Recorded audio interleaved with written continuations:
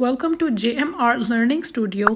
In this video, we will learn about a new part of speech that is conjunction. So, let's start. Conjunction जो हम पढ़ रहे हैं ये एक डिफरेंट पार्ट ऑफ स्पीच है. इससे पहले आपने बहुत से पार्ट ऑफ स्पीच देखे जिसकी वीडियो आप जाके चैनल पे चेक कर सकते हैं. A conjunction is a word that is used to connect words, phrases and clauses. अब कंजंक्शन क्या है? कंजंक्शन एक ऐसे वर्ड को कहते हैं जो दो डिफरेंट सेंटेंसेस को, दो फ्रेजेस को, ठीक है, या क्लॉजेस को. फ्रेजेस एंड क्लॉजेस जो सेंटेंस पूरा तो नहीं होते लेकिन मीनिंग कन्वे करते हैं, ठीक है. ऐसी तमाम सेंटेंस फ्रेजेस को, वर्ड्स को जोड़ने में काम देता है. यानी कि दो अलग अलग चीज़ें हैं और आप उन दो बातों को जोड़ देते हैं जिस वर्ड के थ्रू, जो दरमियान में एक जो है ना कनेक्शन या कॉन्टैक्ट बनाने के लिए जो एक आप ब्रिज बनाते हैं, एक ताल्लुक कायम करता है दो डिफरेंट सेंटेंसेस, क्लॉजेस में, दो अलग चीज़ों में. उस लफ्ज़ को हम कहते हैं कंजंक्शन. हमारे पास बहुत से कंजंक्शंस हैं, कंजंक्शन की बहुत से टाइप्स हैं. सबसे पहले हम सिंपल कंजंक्शन को देखते हैं जो कि हमारे पास सेंटेंसेस में मौजूद है. नंबर फर्स्ट सेंटेंस में देखें, the flower is yellow and white. अब आपको नजर आ रहा है कि इस सेंटेंस में एक फूल के बारे में दो बातें की गई हैं.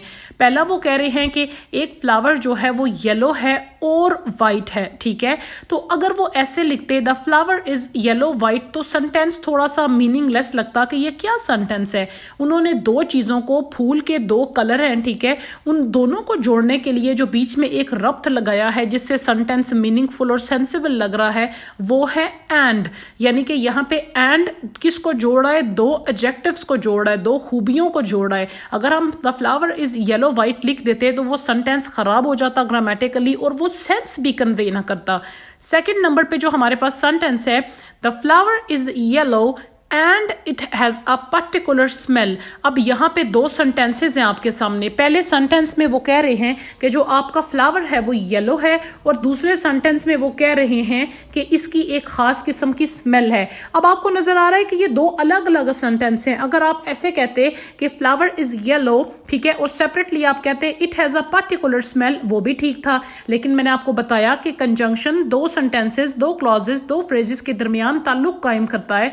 और अब इसने इन दो सेंटेंसेस को इकट्ठा करके जोड़ा और जोड़ने के लिए हमारे पास जो कंजंक्शन लगी, मोस्ट कॉमन कंजंक्शन है जो कि सबसे ज्यादा इस्तेमाल होती है, वो है एंड, जिसका मतलब है और. कोई सी भी दो बातें, जैसे मैं कहती हूं कि ये मेरा बैग है और मेरे अब्बू ने मुझे ये गिफ्ट किया है, तो दो सेंटेंसेस को मैंने और से जोड़ दिया, तो ये है हमारी कंजंक्शन. चले हम चलते हैं अपनी फर्स्ट कंजंक्शन की टाइप की तरफ. नेक्स्ट टाइप है कंजंक्शंस की कोरिलेटिव कंजंक्शंस.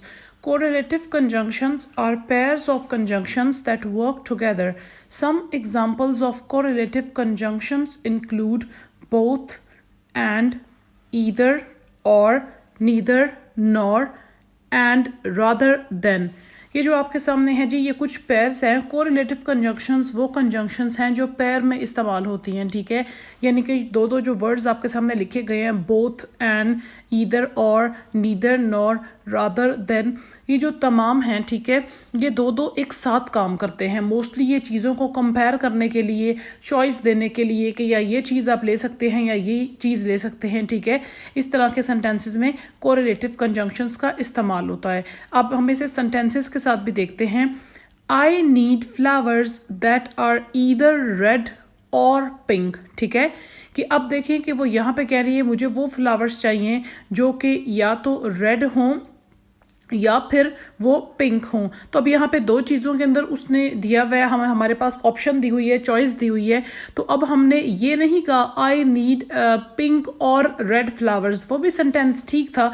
लेकिन जब हम यहाँ पे कोरिलेटिव कंजंक्शन लगा रहे हैं, ठीक है, एक सेंसिबल सेंटेंस बना रहे हैं, तो हम उसे कोरिलेटिव कंजंक्शन के साथ बनाते हैं, ठीक है, जिसमें हम ईदर और का इस्तेमाल कर रहे हैं. अब ये ईदर और जब ऑप्शन दे रहे हैं कि या ये चीज़ होगी या ये चीज़ होगी, तो हम इसे इकट्ठा इस्तेमाल करेंगे. जैसे इस सेंटेंस में चॉइस के लिए ये दोनों इस्तेमाल हो रहे हैं कि या ये चीज़ या फिर दूसरी चीज़. तो ये जो वर्ड्स हैं ये पेयर में इस्तेमाल होते हैं, जोड़े में इकट्ठे इस्तेमाल होते हैं, जैसे कि आपने इसको डेफिनेशन में भी देखा है. सेकेंड सेंटेंस है, She would much rather play outside than sit in the house. अब ये देखें, she would much rather play outside than sit in the house. कि उसको मतलब बेहतर है कि वो बाहर खेले इसकी बजाय कि वो अंदर घर में बैठे। अब यहाँ पे भी दो चीज़ों का कंपैरिजन है, दो चीज़ों की चॉइस दी गई है, ठीक है, कि वो कह रहे हैं कि उसके पास अच्छी ऑप्शन है कि वो बाहर जाके खेले या क्या कि उससे बेहतर है कि वो घर में बैठे। तो दो चीज़ों को कंपेयर किया गया है, दो चीज़ों की मतलब चॉइस भी दी गई है, कंपेयर भी किया गया है।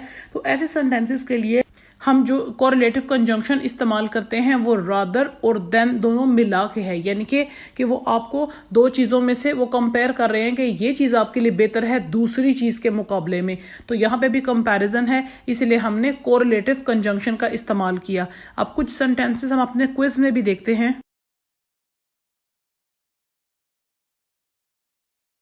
आपके सामने जो क्विज है इसमें 3 सेंटेंसेस हैं। नंबर फर्स्ट सेंटेंस में Jerry is neither rich nor famous, ठीक है। अब जो जेरी है उसके बारे में दो कंपैरिजन बताए गए हैं, तो इसलिए हमने कोरिलेटिव कंजंक्शन इस्तेमाल की है नीदर और नॉर, ठीक है। जब कोई आप नेगेटिव चीज़ बता रहे होते हैं कि ना ही वो ये है और ना ही वो ये है, कि ना ही वो अमीर है और ना ही वो मशहूर है, तो दो चीज़ें जो दो क्वालिटीज़ हैं उनको कंपेयर किया गया है, ठीक है। तो नीदर और नॉर से उन्होंने इसको बताया है। सेकंड सेंटेंस में would you rather go shopping और spend the day at the beach. अब यहाँ पे भी दो ऑप्शंस आपको दी जा रही हैं, तो रादर और जो आपने पहले पढ़ा था पेयर में इस्तेमाल होती हैं, तो यहाँ पे उसके साथ हमने सेंटेंस को बनाया कि दो ऑप्शंस दी गई हैं। थर्ड सेंटेंस में you can either stay here और गो बैक। अब यहाँ पे भी देखिए दो उन्होंने आपको ऑप्शन दी हैं, या फिर ये कर लो या फिर ये कर लो, तो ऐसे सेंटेंस के लिए हम लगाते हैं ईदर और।